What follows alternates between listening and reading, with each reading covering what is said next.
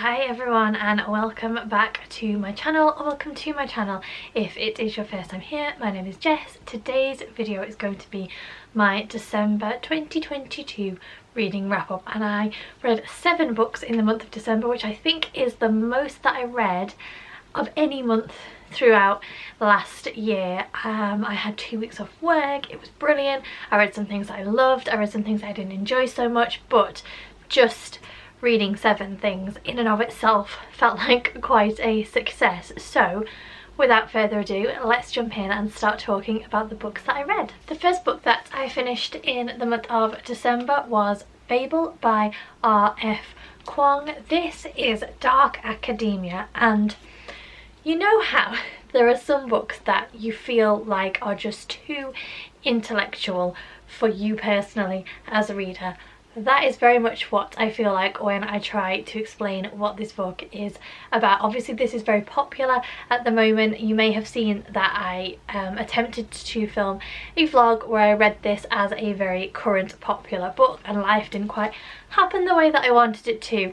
But I wanted to pick it up because even though I've not read any of R.F. Kuang's other works, this seemed like it would be right up my alley, and I loved it. Let me start off by saying that I loved it, but I feel like there are so many layers and depths to this book that I have not a hope of adequately communicating. Number one, I probably can't grasp them fully, and number two, just being able to communicate it and explain it in a really coherent way and capture exactly what I loved about the book is not so straightforward. So as I've said, this is dark academia set in Oxford, and at its core it is about language. It's about the construct and the use of language, the etymology of words, how the meanings of words change and adapt throughout time and once they have been adopted by different cultures. We're also following a main character who is a young man called Robin, who is taken from his home in China when he is a very young boy and brought across to England and essentially raised on and around languages, learning different languages, all with a view to him being enrolled in the Institute of Translation at Oxford, otherwise known as Fable.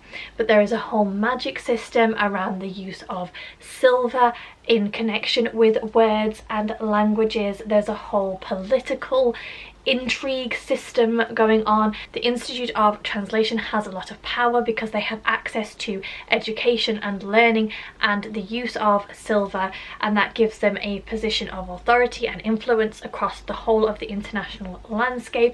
There is just so much going on, and in all of that we're following our main character Robin as he grows up, as he learns about love and loss and grief and friendship and power and injustice and all the different things which come from being a very young boy, taken from everyone that he knows, taken from the world and the culture that he knows, and put somewhere else, and there are different expectations placed on him, and so you have all of that interwoven throughout the story as well, and that really is the best explanation that you're going to get from me, I'm afraid.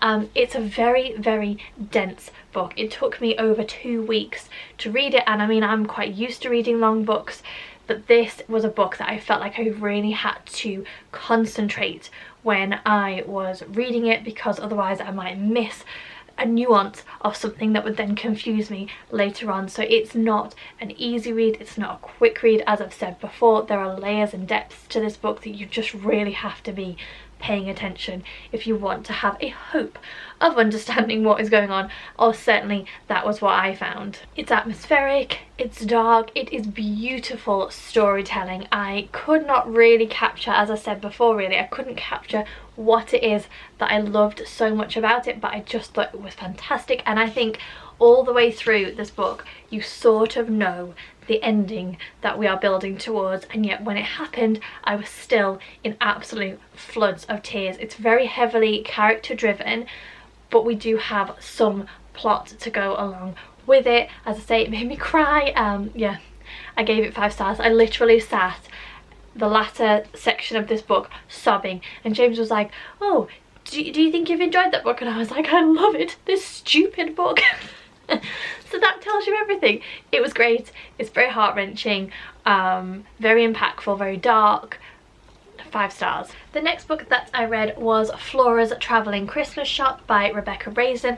I'm going to try and speak about this book quite concisely. Number one, because I have a vlog coming up where I read this and a couple of the other ones in this video, but also I didn't like this book at all. I think I gave it 1.5 or 2 stars. So this is a contemporary about our main character Flora, who is approaching her 30s and feels like her life is a bit of a mess. She absolutely is obsessed with Christmas, and as a result she can't seem to keep hold of a partner because they all view her as slightly eccentric and out there, but she also keeps losing her jobs because she is constantly putting her foot in her mouth.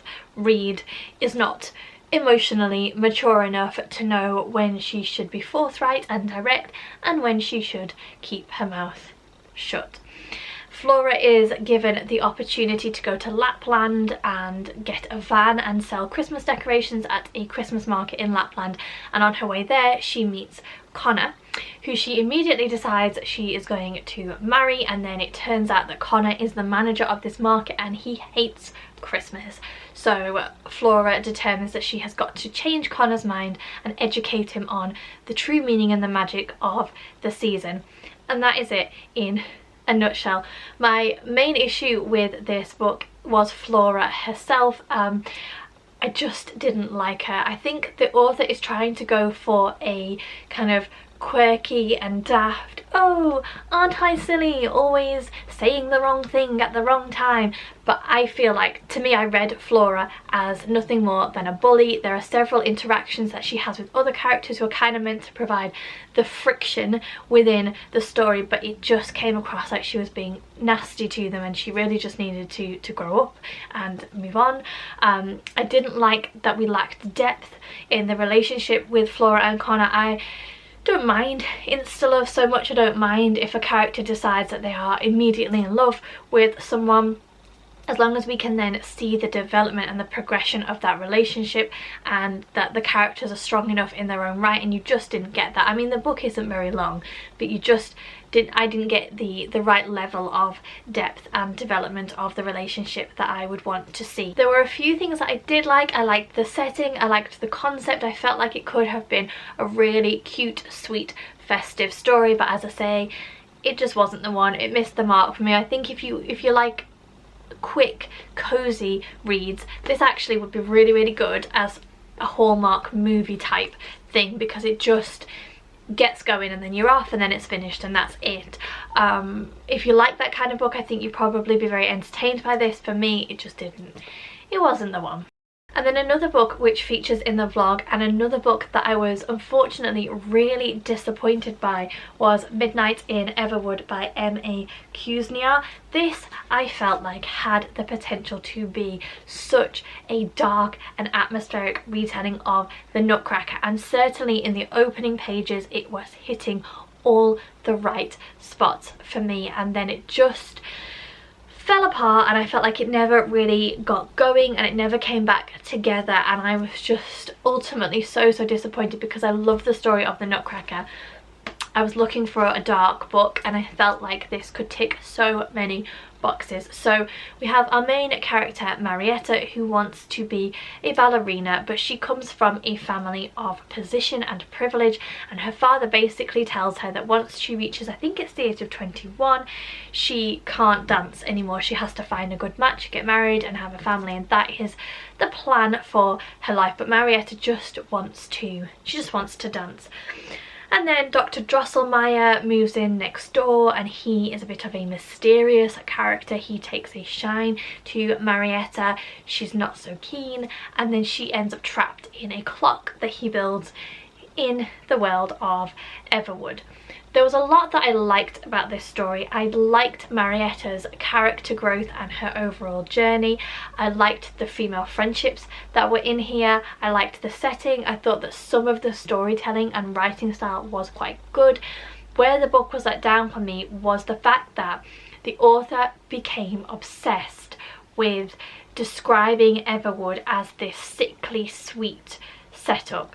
So we were constantly told that the palace walls were made of sugar and everything had this kind of sweet connotation to it, but there are only so many descriptive words that you can use to describe sweet things, and so then it fell into the pattern of being really repetitive and quite samey, and the plot never really went anywhere. There's also a section in the middle where I think Marietta is meant to be losing her grasp on reality and time and how time is passing, but actually it just read in a really jarring fashion, and I couldn't quite get to grips with, has it just been really poorly written, or is it that this is what our main character is experiencing? I don't feel like it was clear which way round it was meant to be, and also I don't really want to like bash on the book, but this particular edition has been so poorly edited. There were so many mistakes. At one point there were 2 or 3 sections where the last word was repeated, but in a way that didn't make any sense. It was just not the one, and again that took me out of the story, took me out of my reading experience, just marred the whole thing for me, unfortunately. And I also have to say that I didn't like the romance in this. I felt like, again, it could have been really good. It was a little bit grumpy sunshiny, but it just went from being this really meek and mild thing to suddenly it was 100 miles an hour, and there was no build up. I didn't feel like there was enough of us seeing that burgeoning relationship, seeing the connections developing between our characters. They just sort of decided separately almost that they liked each other, and then came together and it was like, now we're gonna have a relationship, now we're in love with each other. Didn't really work for me. I'm gutted. I really wanted to sit here, and when I was filming my vlog I think I say the same thing, I really wanted to sit here and gush about how much I loved this book, because as I say, I really like the Nutcracker, but again I gave it 3 stars. It just missed the mark for me. You will be pleased to know, however, that the last 4 books that I'm going to talk about I did really enjoy, and I think out of 7, only not liking 2 books is pretty good going. So next we have The Winter Garden by Alexandra Bell. This was everything that I hoped that Midnight in Everwood would be. It was dark, it was atmospheric, there was beautiful whimsical storytelling throughout. The way that the magic was woven through this story was just done so well. I thoroughly enjoyed it. So this is historical fiction with an element of magical realism. We are following 2 women. We have our main character Beatrice, whose mother sadly dies when she is 8 years old, and she wakes up in the middle of her grief to find that a winter garden has appeared in the grounds of her home, and it gives her solace for 7 days and escapism for 7 days, and then it disappears, leaving Beatrice wondering whether she ever saw the garden in the first place. Flash forward 18 years and we're on the eve of Beatrice marrying a man that she doesn't love but that her father is expecting her to marry, but shock horror, she decides that she's not going to marry him, and instead she just wants to live her life doing what she loves, which is going off and exploring all the wonderful magical things that the world has to offer. We also follow Beatrice's friend Rosa, who wants nothing more than to have wealth and a title, and she ends up marrying the man that Beatrice jilts. But Rosa discovers that not everything is as it seems and somewhat lives to regret her decision, and we follow both women as they experience and go through various different things, culminating in them both receiving an invitation to a competition. The winner of the competition will be given access to the Winter Garden and granted 1 wish, and both women have various different reasons for wanting to win that competition, so they end up pitted against one another. There was a lot that I enjoyed about this book. It does deal with some quite heavy topics, so it's certainly worth looking up. Trigger warnings, we have loss, we have grief, we have mental health representation within here, but it also looks at self-belief, at hope, at trust and friendship, and all the good things that come along with that. As I say, I really enjoyed the magic, I really enjoyed the storytelling. My main issue, and the reason that it wasn't 5 stars, is because of our 2 characters. I just felt like neither of them were particularly likable, and not in a, this is a really honest representation of the fact that all people have light and shade within them, but actually we have 2 characters who have very few redeeming qualities for very different reasons, but they both were just incredibly unlikable. I felt like Rosa did some quite despicable things throughout the book in the name of this competition, but still wanted to just blame everybody else and say, well, it's nothing to do with me, you all have to just take responsibility for that, which I thought was awful. Beatrice is a little bit more difficult because she does have mental health issues, and actually the two things that I've tabbed are the two sections where the author is talking about how Beatrice feels within her mental health struggles, and I thought that that was really accurately captured. I thought the representation of that was done incredibly well.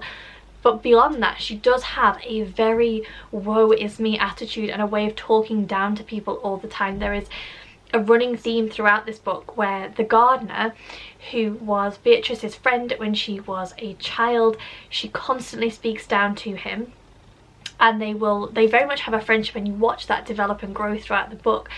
But then for some reason, every time he says anything to her that she finds a little bit too honest, she turns around and says, well, you're a servant and I'm a lady, so you can't speak to me like that. And it just did my head in all the way through the book. So there was that, and that is the reason why it wasn't a 5-star read. But on the whole, I really enjoyed this. I think if you can see past the fact that the characters are not particularly likeable, there are likeable characters in here, and the gardener James is someone that I would have loved to have read his story, and if the author wanted to create a spin-off of James and his adventures, I would definitely be interested in reading that. Yeah, there were characters that were likeable in here, and if you can see past the fact that Beatrice and Rosa make some really questionable decisions and then blame everybody else for the outcome, then I think you would really enjoy this. I personally thought it was great. I gave it 4.5 stars. Next, I read Midnight in the Snow by Karen Swan, and this is a book that I actually didn't have very high expectations of when I went in. Certainly after reading the first few opening chapters, I thought, here we go, this is a book that I am just not going to enjoy, and so I was really pleasantly surprised when actually I did find it quite good. So this is contemporary romance with a enemies to lovers trope running throughout. We are following our main character Clover, who becomes notorious when she makes a documentary about a surfer who experienced life-changing injuries when someone that he was competing against blocked his path, and he fell into the water and he got trapped underneath, and as a result he has life-changing injuries, and she makes a documentary about his story. And then she finds herself having to cross into the enemy camp when she decides to make a documentary about the person who knocked him into the water, Kit Foley. She has this bee in her bonnet that she has to understand why Kit did what he did, and so she goes off to make this documentary, and it turns out things aren't as they seem, and we watch their stories develop. Now, it is a romance, so you know going in that Clover and Kit are going to end up together, but my word, do they make it difficult. And I quite enjoyed that. I think what was missing for me in Flora and the Travelling Christmas Shop was that seeing that relationship develop, seeing the characters develop, and how they got to know one another, and how there was miscommunication but they worked through it. Although I will say that there's quite a lot of miscommunication in here, so if you don't like that in your romances, then probably give this one a wide berth.